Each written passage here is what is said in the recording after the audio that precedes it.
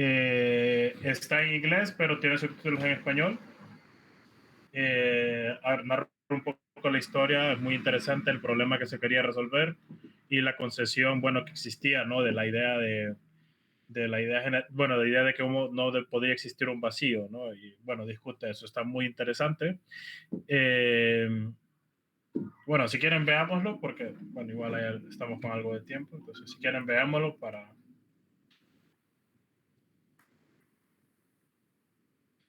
Y lo discutimos así un poco rápido.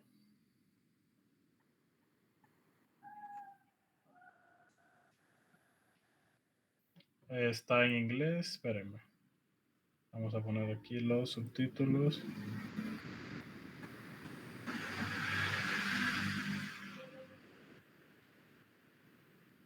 Ok.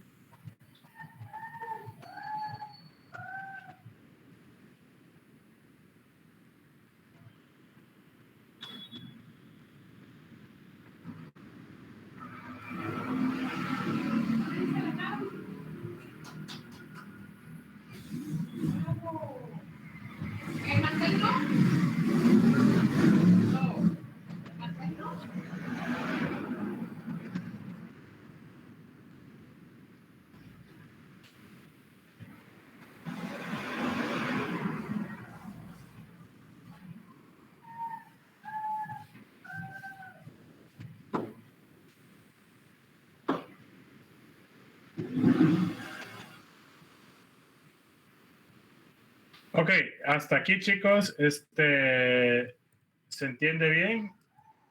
Hemos visto que tenemos algo parecido a lo que hemos discutido, ¿no? Sobre los barómetros, ¿no? De mercurio, pero en este caso solo lo estamos trabajando con agua, ¿no? Porque el problema inicial que se detectó era que no se podía, las bombas que tenían los mineros de agua no podían subir más de 10,3 metros, ¿ok?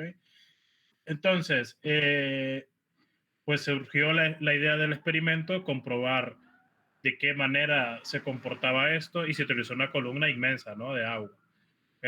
Para poder medirlo, ¿ok? Y vamos a ver cómo evolucionó luego de eso, ¿ok?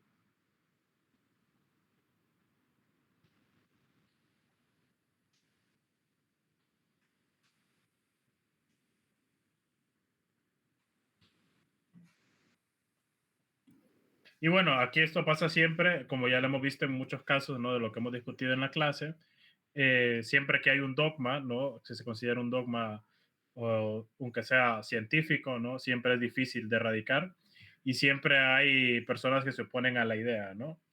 Y bueno, este fue el caso, ¿no? De particularmente este experimento. Y ahí es donde entró, pues, ya Torricelli.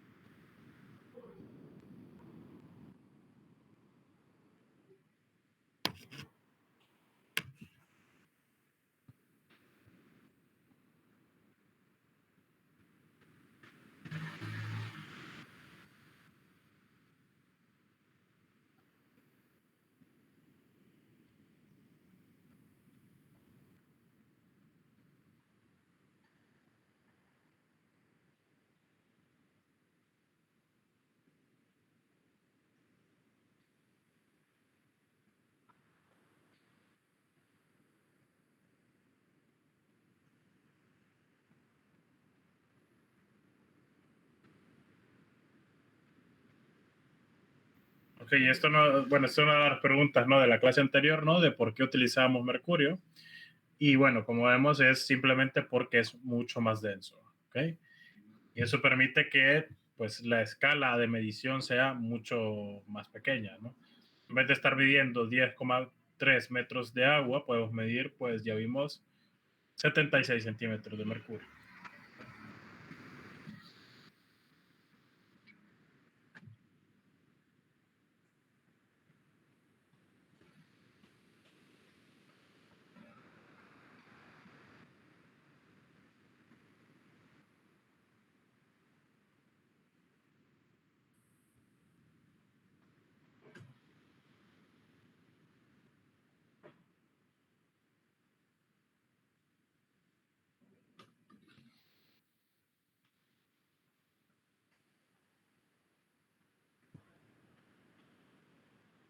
Ok, y aquí finalmente quien terminó de comprobarlo fue Pascal, ¿no? Que lo que hizo fue llevar el experimento simplemente y hacer mediciones a través de, a medida subía una montaña, ¿no? Entonces Pascal logró finalmente mostrar esa relación entre la altura, que es lo que nosotros hoy conocemos ya como la columna de aire, ¿no?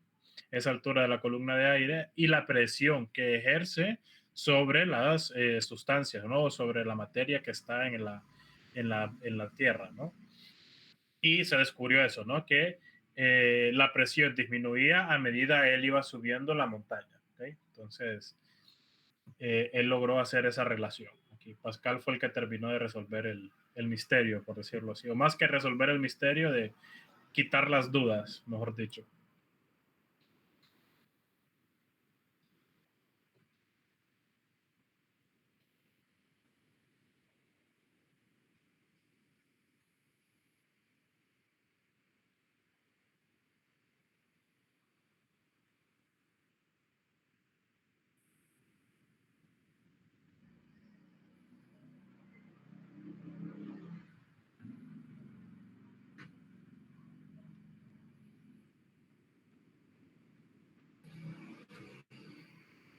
Ok, entonces espero que les haya servido, chicos. La historia es muy interesante, como un problema, eh, pues, de ingeniería tal cual, que era el problema de la minería, ¿no?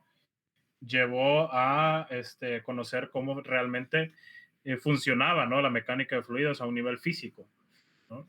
No más que resolver un problema de ingeniería, se terminó descubriendo una gran verdad, ¿no? Del mundo físico real, ¿no? Una realidad científica y pues sobre todo lo más interesante de la historia es cómo ayudó a remover ese dogma que existía, ¿no? Okay, entonces, es una historia muy interesante y bueno, se las dejo ahí. Les recomiendo volverla a ver más tranquilos en su casa, ¿no? Y pues si se quieren parar en algún momento el video, verlo, o que sea, me parece a mí muy interesante, pues espero que ustedes también. Y bueno, sobre todo ayuda mucho a comprender esas diferencias entre presiones atmosféricas, presiones barométricas, ¿no? Específicamente, que es el barómetro de mercurio, que hasta hace, bueno, ya lo decía el video, ¿no? Que todavía se utilizaban mucho hasta hace poco. Debido a la toxicidad del mercurio, pues se dejaron de utilizar y bueno, eso, ¿no? Espero les haya parecido interesante. ¿Alguna duda, chicos, de la historia o del video? Creo que queda claro, ¿no? Con lo que hablamos ayer en la clase anterior y esto creo que queda claro la idea, ¿no? De cómo funciona la presión atmosférica. O alguna duda que surja por ahí, ya saben. Ok, pues vamos, ¿no? Vamos a repasar un poquito lo que vimos en la clase anterior. Estuvimos viendo las leyes de los gases, ¿no? Las primeras leyes de los gases, bueno, todas las partes de la presión, definimos lo que era presión y lo que era temperatura, y empezamos a ver lo que eran las leyes de los gases, ¿no? Las primeras leyes. La ley de Boyle, la ley de Gay-Lussac y la ley de Charles, ¿no? Hablamos de la ley de Boyle que relacionaba la presión y el volumen de los gases siempre y cuando la temperatura fuera constante, ¿no? Y bueno, y descubrimos también la particularidad que tenían estas leyes, que podíamos utilizar diferentes tipos de unidades, ¿no? Siempre y cuando presión y presión estuvieran en la misma unidad y volumen estuvieran en la misma unidad, ¿no? Ok, y estos son los ejemplitos que estuvimos viendo. Luego vimos la ley de Boyle. Bueno, perdón, sí, estoy viendo la ley de Boyle. Ok, y bueno, llegamos aquí a la ley de Charles, ¿no? Donde encontramos ya que la temperatura y el volumen de los gases tenían una relación siempre y cuando la presión fuera constante, ¿no? Entonces, y aquí ya habíamos introducido y estuvimos comentando sobre lo que era la temperatura absoluta, ¿no? Que aquí tendríamos que expresar la temperatura en Kelvin o en su defecto en Rankine, ¿ok? Unidades absolutas, ¿no? Y luego, finalmente estuvimos hablando de la ley de Gay-Lussac y fue emitida por el químico francés Gay-Lussac, donde ya no se establecía una proporción eh, entre lo que era la presión y la temperatura, siempre y cuando el volumen fuera constante, ¿ok? Igualmente aquí teníamos que tener cuidado de utilizar temperaturas absolutas, ¿no? O sea, Kelvin o Rankine. Y finalmente empezamos a hablar ya sobre las leyes combinadas de los gases y eso es lo que vamos a empezar a trabajar hoy. ¿Ok? Ok. Esta ley, la ley combinada, viene de combinar las leyes anteriores, ¿no? La diferencia aquí es que no tenemos constante ni presión, ni volumen, ni temperatura. Yo les decía, la ley de combinada de los gases es probablemente la más útil porque si me dicen que es un volumen constante, simplemente cancelaba el volumen a ambos lados de la ecuación y iba a obtener la ley que yo necesitara, ¿no? En el caso de que si fuera, por ejemplo, temperatura constante, cancelo la temperatura y me queda la ley de Boyle, ¿no? Presión 1 por volumen 1 es igual a presión 2 por volumen 2. ¿Sí? Y bueno, esto es un ejemplo muy claro de cuando un balón está lleno de un gas cuando está en el suelo a 22 Celsius y una presión de 740 torr. En esas condiciones su volumen es de 10 metros cúbicos. Y nos pregunta cuál sería su volumen en metros cúbicos a una altitud de 5.300 metros, donde la presión ha disminuido a 370 torr, ¿no? Y la temperatura a 23 Celsius, a menos 23 Celsius. Entonces, aquí vamos a ver dos cosas. Una, lo primero es que lo que acabamos de ver del experimento de Torricelli, y bueno, sobre todo con la parte final del experimento de Pascal, donde descubrimos que la presión disminuye, ¿no? Y eso es lo que vamos a esperar, ¿no? Ha aumentado la altitud y por tanto va a disminuir la presión, ¿ok? Luego, la temperatura está a menos 23 Celsius y hay que tener el cuidado que ya veníamos hablando. Esa temperatura yo la tengo que expresar como temperatura absoluta, ¿no? Entonces la tengo que pasar a Kelvin. Entonces utilizo mi ley combinada con un volumen final de 16,95, que es el que obtendría perdón, de despejar, ¿no? De utilizar aquí. Simplemente despejaría volumen final de esta ecuación y pasaría estos términos al otro lado, ¿no?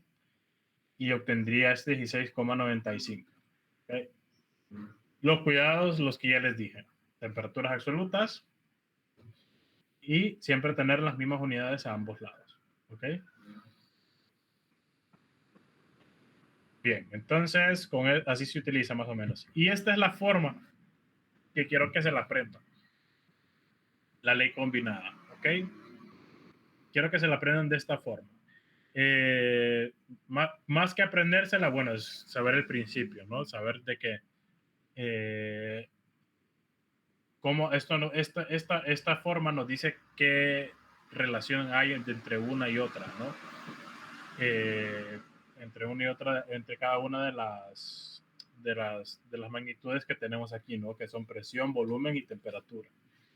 Y un ejemplo muy claro es claro que, perdón, antes de adelantarme, chicos, aquí la otra cosa que tenemos que tener claro en la ley combinada, que se me había escapado decírselo, es masa fija, masa continua, número de moles continuos, ¿ok?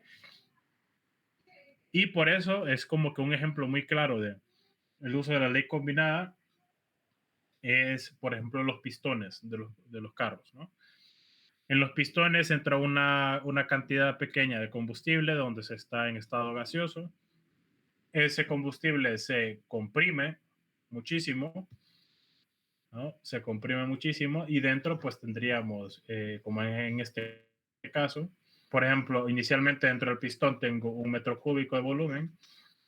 Sin embargo, lo que va a suceder es que yo voy a hacer que ese pistón baje. Cuando hago que ese pistón baje, aumenta la presión.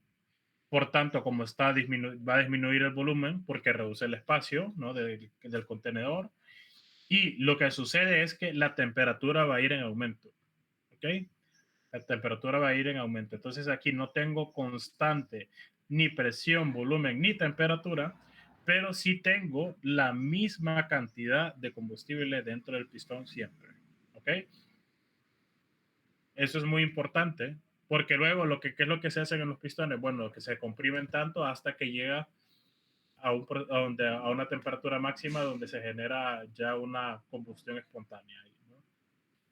Y eso hace que se queme el combustible, ¿no? Y el combustible se quema, se expande, hace una pequeña explosión, se expande y genera un trabajo en el pistón.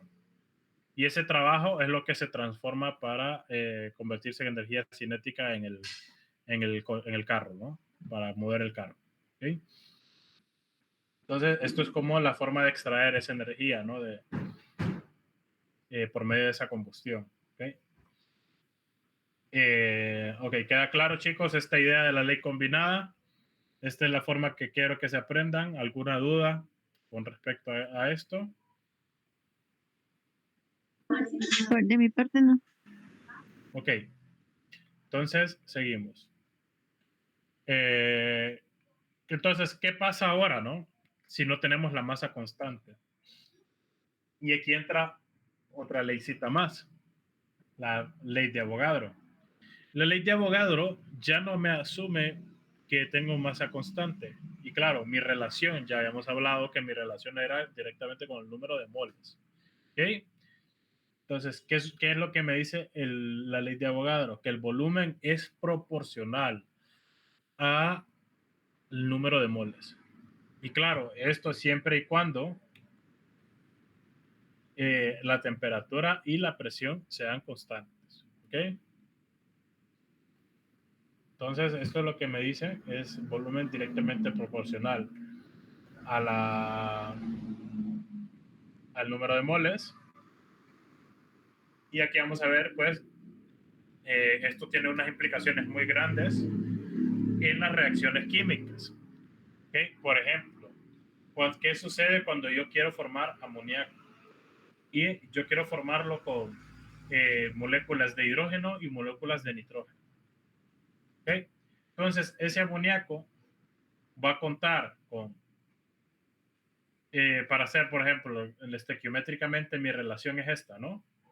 Que yo necesito, para crear 2 moles de amoníaco, necesito 3 moléculas de hidrógeno diatómico y una molécula de nitrógeno. Esa es mi relación estequiométrica, ¿no? Que eso ya lo estudiamos. Entonces, ¿qué es lo importante de esto?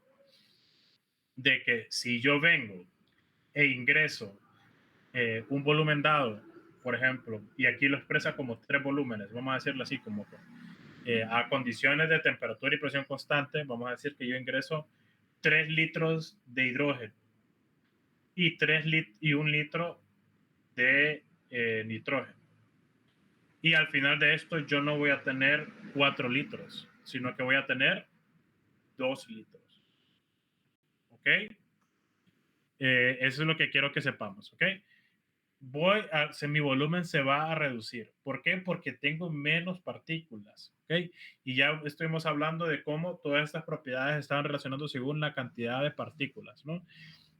Y claro, si no tuviéramos temperatura y presión constante, ya nos podríamos imaginar que vamos a tener o sea, si no tuviéramos imaginémonos que no tenemos temperatura y presión constante. entonces lo que sucedería es que había una disminución en la presión, ¿okay? Pero ya vamos a ir viendo eso, ¿okay? Eso no nos vamos a meter todavía ahí. ¿Okay? Lo que quiero que veamos aquí es, en estas condiciones de temperatura y presión constante, y si yo tengo una reacción química, mi volumen va a disminuir, ¿okay? Mi volumen no es constante. ¿Qué tampoco es constante? El número de moles tampoco es constante. ¿Qué sí sería constante, chicos? ¿Qué me pueden decir que se mantendría constante? Fuera de la presión y la temperatura, obviamente.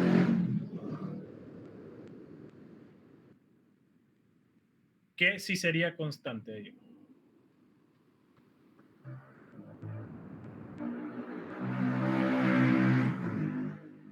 ¿Alguien se le ocurre? ¿Qué se mantendría constante aquí?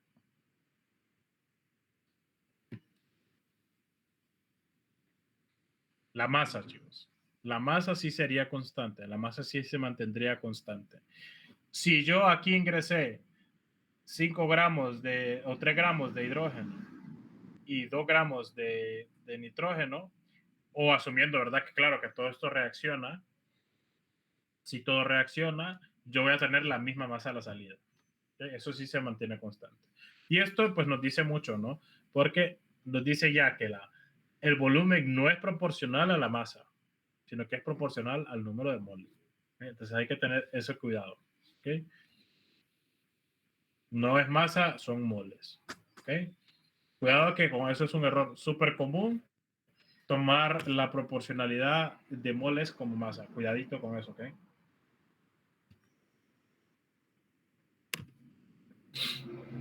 Y aquí vamos a ver. El amoníaco reacciona con oxígeno para formar óxido nitroso y vapor de agua. ¿Okay? Si se utilizan X litros de amoníaco, ¿cuántos litros de óxido se formarán a temperatura y presión constante? ¿Okay?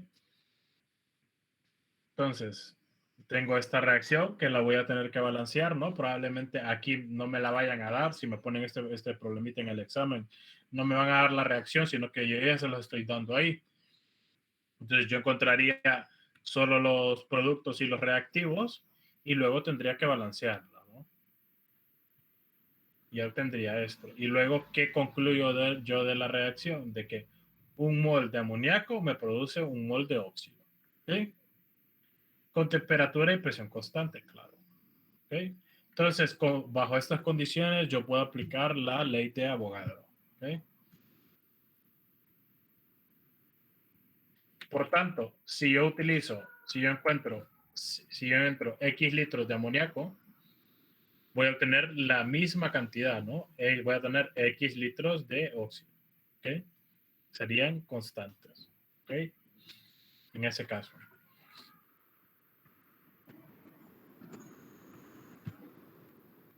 Y ahora pues, ok chicos, ley de Avogadro, dudas, consultas.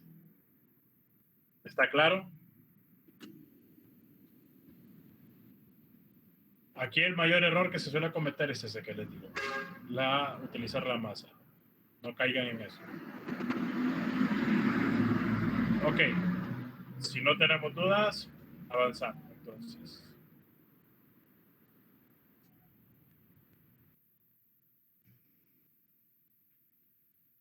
Bueno, ahora vamos a hablar sobre la teoría cinética de los gases, ¿ok? En la teoría cinética, pues hacemos estas siguientes suposiciones, ¿no? Y ojo, la teoría cinética quiere decir que son como nuestras predicciones, ¿no? O nuestra forma que nosotros esperamos se comporten los gases, ¿ok? Se hace movimiento de los gases, es el movimiento de las partículas, ¿no? Que ya vimos que tiene que ver con la temperatura, con la presión, con el volumen, ¿no? Y bueno, estos gases, pues están, que la primera suposición es que los gases están compuestos por moléculas, ¿no? Y estas moléculas son extremadamente pequeñas y las distancias entre ellas muy grandes.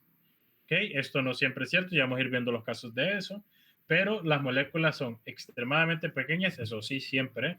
Lo que suele suceder es que a veces las distancias no son tan grandes. Y luego, no existen fuerzas de atracción entre las moléculas de un gas. Y bueno, y realmente son muy pequeñas, ¿no? Y eso ya lo estuvimos viendo cuando estuvimos discutiendo sobre los estados de la materia, ya estuvimos hablando, ¿no? De cómo los sólidos tenían fuerzas entre ellos muy fuertes, ¿no? Las moléculas se movían muy poco, los líquidos se movían un poquito más sobre ellos, pero no se separaban las moléculas entre sí. Y luego ya los gases teníamos un estado más energético, donde las moléculas estaban muy libres, ¿no? De unas de las otras. Entonces, la suposición que hace la teoría cinética aquí es que ese movimiento, esa libertad de movimiento que tienen los gases es debido a que no existen fuerzas de atracción entre ellos. Ya vamos a ver de que sí existen, pero son muy pequeñas. ¿Okay? Son muy pequeñas, sí las hay, pero son pequeñas. ¿Okay? Y cuando las moléculas chocan unas con otras o contra las paredes del recipiente que lo contiene, no se pierde energía. Ojo con eso. Todas las condiciones son perfectas, todas las colisiones, sería aquí, son perfectamente elásticas. ¿Okay?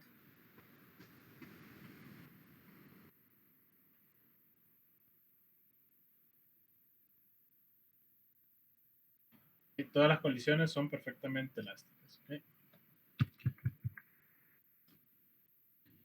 Entonces, todos estos chicos son suposiciones. Y en el mundo real, esto pues no es cierto. ¿Okay? No que, y esto no quiere decir de que nuestra teoría cinética esté mal. Ya vamos a hablar un poquito más de eso. Pero quiero que tengamos claro de que hay un mundo de complejidad mucho mayor que el que vamos a ver ahora. ¿Okay? Y como les digo, ya les vengo diciendo, cuando ya estén allá por termodinámica 2, van a comprender todo lo que les digo. Y físico-química también van a ver un poquito más. Creo que incluso se ve un poquito, se hace una pequeña aproximación en general 2 también. ¿Okay? Lo que quiero que sepan es que estas condiciones nos sirven mucho para crear la idealidad, que es lo que vamos a trabajar aquí, ¿no? Vamos a trabajar una idealidad. Y esa idealidad no es del todo cierta, pero es más cierta para algunas sustancias que para otras. Y para esas sustancias, que es bastante, pues, cierta, por decirlo así, con esas podemos trabajar muy bien con la idealidad. ¿Okay? Entonces, otra cosilla de la energía cinética. La energía cinética por medio por molécula de un gas es la misma en todos los gases a una misma temperatura y varía proporcionalmente con la temperatura. ¿Okay? Esto nos está diciendo, y aquí entramos a un problema, ¿no? A un dilema, que nos dice que la energía cinética es la misma para todos los gases. Sin embargo, nos podemos imaginar que diferentes tamaños de molécula, diferentes masas de molécula, van a tener energías cinéticas diferentes. ¿Okay? Pero eso es otra de las suposiciones que hacemos, ¿no? Y esta así, pues es muy real. Las moléculas de gases se encuentran en un estado de movimiento rápido. ¿Okay? Eso sí nos lo podemos imaginar. Los gases se están moviendo súper rápido. ¿Okay? Al punto de que nunca alcanzamos a ver las partículas nosotros, ¿no? Sino que estamos asumiendo de que están ahí, moviéndose, siempre. ¿Okay? No los alcanzamos a ver. Y bueno, los gases que se adaptan a estas suposiciones que acabamos de dar, esos son los que nosotros llamamos gases ideales. ¿Okay? Gases ideales. ¿Ok? Y cuando hablamos de algo ideal, pues realmente en el sentido físico, cuando hablamos de una idealidad o algo ideal, eso quiere decir algo que no existe. ¿Ok? Entonces, los gases ideales los llamamos así a los gases que se asemejan a todo esto, a estas suposiciones. ¿Okay? Porque vamos a llamar que tienen un comportamiento ideal. ¿Okay? A esa idealidad que acabamos de definir. ¿Okay? Y los que no se adaptan a esas suposiciones se conocen como gases reales. ¿Okay? Nosotros aquí a fines de la clase vamos a trabajar solo gases ideales. ¿Okay? Y bueno, bajo condiciones moderadas de temperatura y presión, los gases reales se comportan como gases ideales. ¿Okay? Sobre todo, ¿qué favorece la idealidad? Altas temperaturas y baja presión. ¿Okay? Eso favorece mucho la idealidad. Luego, cuando estén en, como les digo, en termodinámica, ya se empieza a medir qué tanto se asemeja la idealidad a ese gas. y dependiendo si ese gas tiene un comportamiento ideal, pues puedo utilizar la famosa fórmula que vamos a ver ahorita, ¿no? O puedo utilizar fórmulas más refinadas, ¿okay? O ecuaciones más refinadas, ¿no? Que hay muchísimas correcciones que son muy interesantes, ¿no? Que toman en cuenta todas estas idealidades que acabamos de ver aquí, como que existe un parámetro para corregirlas, cada una de ellas, ¿ok? Entonces, se vuelve muy interesante ya, más adelante, ¿ok? Pero aquí, para nuestra primera aproximación a la teoría cinética molecular, para los gases, vamos a hablar solamente de idealidades, ¿ok? Ingeniero, Sí, Naomi. ¿cómo se pueden conseguir bajas presiones con altas temperaturas o sería por separado? Es posible, es posible. Lo que pasa es que ¿qué suele suceder? Y también es otra forma, algo que favorece la idealidad, es que sea un bajo contenido de moléculas en un recipiente, por ejemplo. Si yo tengo pocas moléculas en un recipiente, puedo tener altas temperaturas y bajas presiones.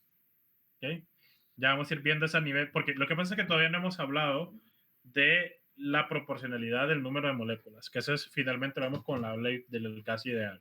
¿Okay? Pero es posible. Yo puedo condicionar mi número de mi presión según la cantidad que yo tenga, ¿no? ¿Okay? Ah, ¿Qué, ok. ¿Qué sucede cuando yo tengo muchas moléculas en un recipiente pequeño? Y si yo estoy metiendo más y más y más y más y más moléculas, ¿qué se imaginan que va a pasar? Va a tener más presión.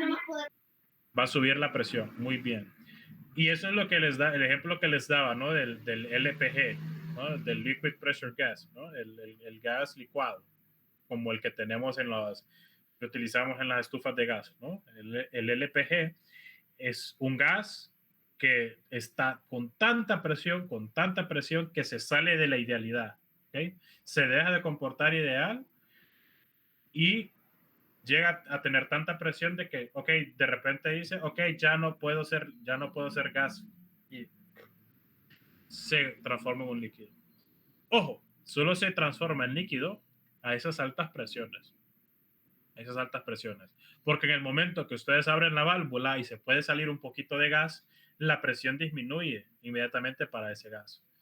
Entonces el gas que sale, ese ya no está líquido, ese ya está gaseoso. Entonces, esa es una forma de cómo se sale de la idealidad, ¿no? Una alta presión crea que se salga de la idealidad. ¿Por qué? ¿Qué sucede ahí? Pues el movimiento de las moléculas se ve reducido, las, eh, las moléculas pues ya no tienen distancias grandes entre sí y las choques en las paredes son cada vez menos elásticos, ¿no? Porque hay muchas moléculas interactuando. Entonces, todas esas cosas ya sacan de la idealidad, ¿no? De ese comportamiento ideal. ¿Okay? ¿Alguna otra duda, chicos, aquí de la teoría cinética, de las suposiciones de la teoría cinética? Esa teoría es muy importante, chicos, sobre todo porque esto es como les digo, nosotros como ingenieros químicos trabajamos muchísimo con esto. Eso es como que, pues, se van a aburrir de hablar de la teoría cinético molecular, la vamos a ir hablando, la van a ir refinando muchísimo a medida van avanzando en la carrera, y esto es como la primera aproximación que hay, ¿ok? Por eso es tan importante este parcial. ¿Okay? ¿Alguna duda por ahí, chicos? Si no hay,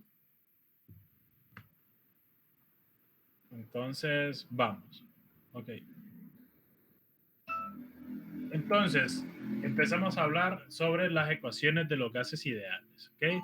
Entonces, vamos a hablar solamente para esos gases que cumplen esas condiciones, ¿no? Que acabamos de definir.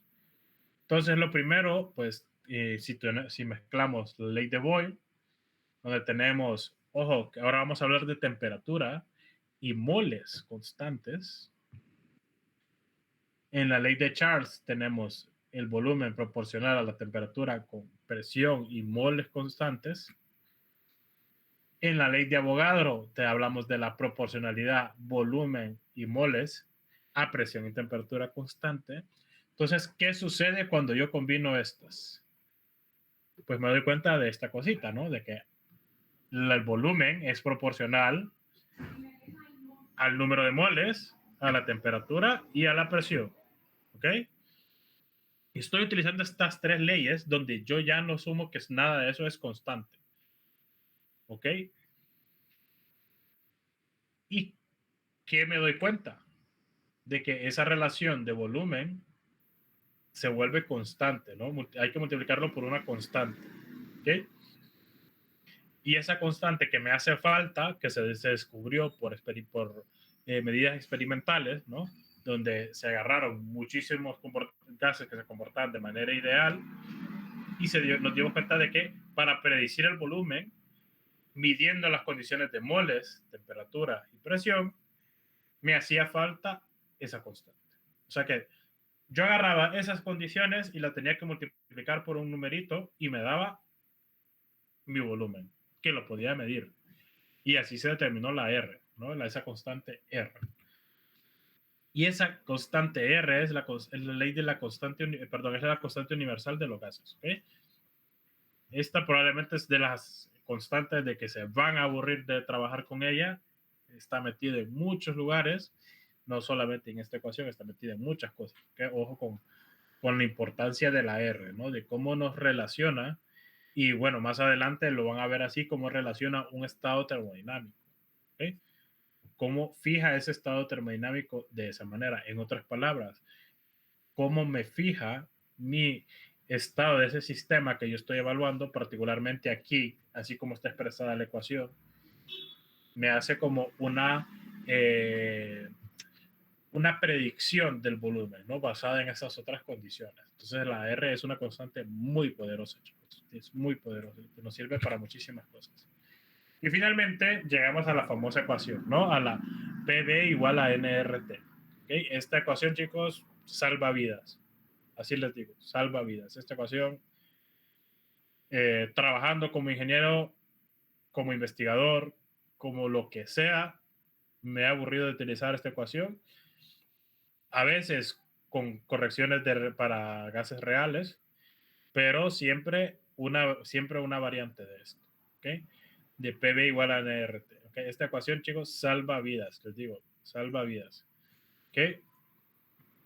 Muy importante, no se les vaya a olvidar. Y bueno, yo creo que se van a aburrir de utilizarla y jamás se les va a olvidar. ¿Okay? Y bueno, aquí vamos a hablar un ejemplito de cómo utilizar esta ecuación. Entonces dice cuando en una muestra la temperatura es 0 Celsius, la presión es una atmósfera y se dice que esta se encuentra en condiciones normales de presión y temperatura. Ojo, condiciones normales de presión y temperatura. ¿Ok? Esto nos está diciendo que es, perdón, esto es otras condiciones que se tienen que aprender.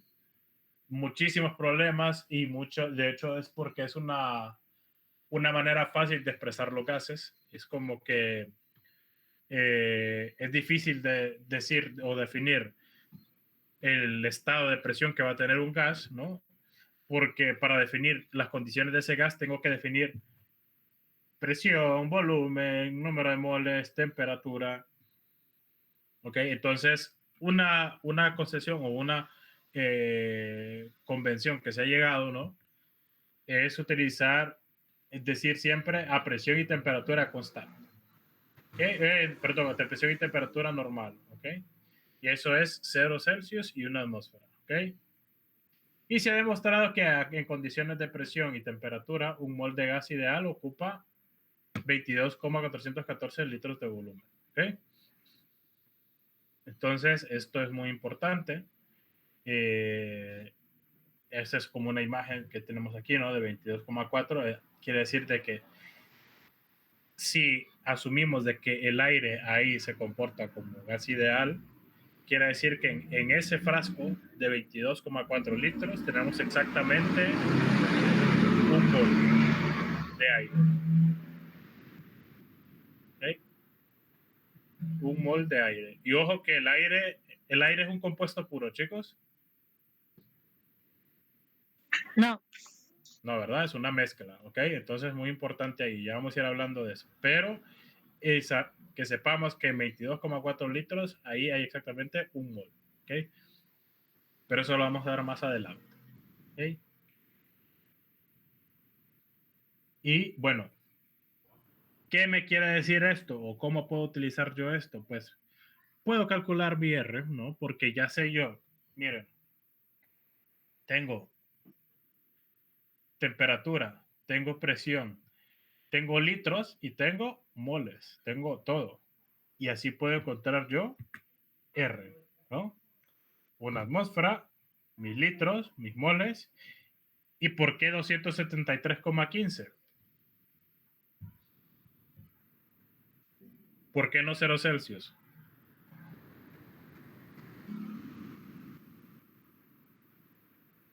¿Por qué no hay 0 Celsius ahí? Porque tenemos que utilizar temperaturas absolutas.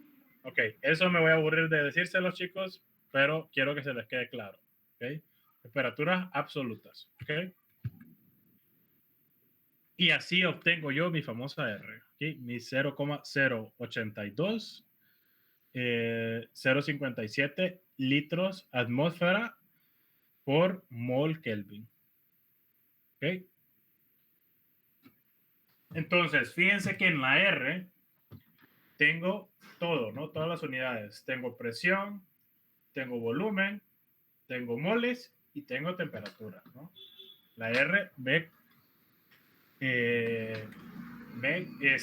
engloba todo, ¿no?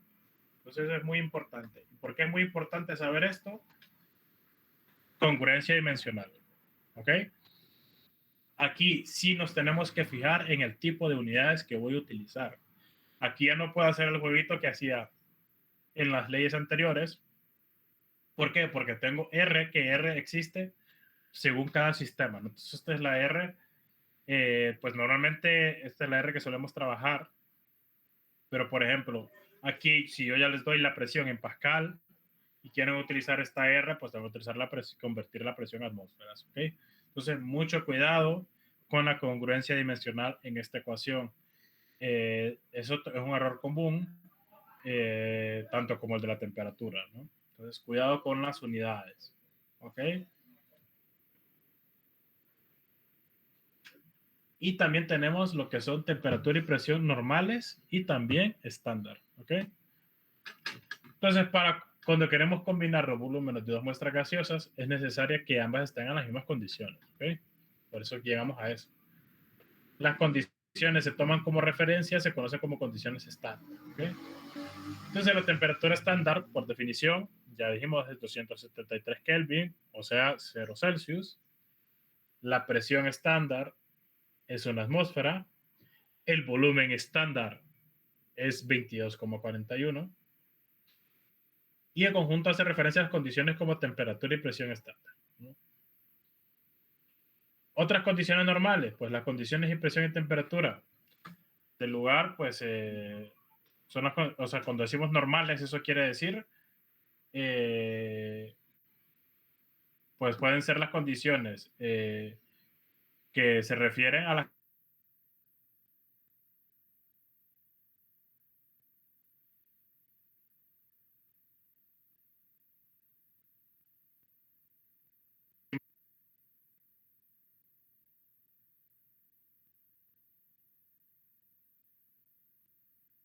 imaginar de que normales quiere decir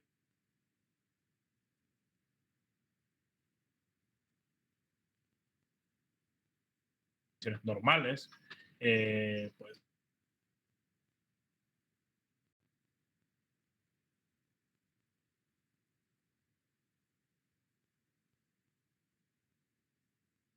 en Honduras, pues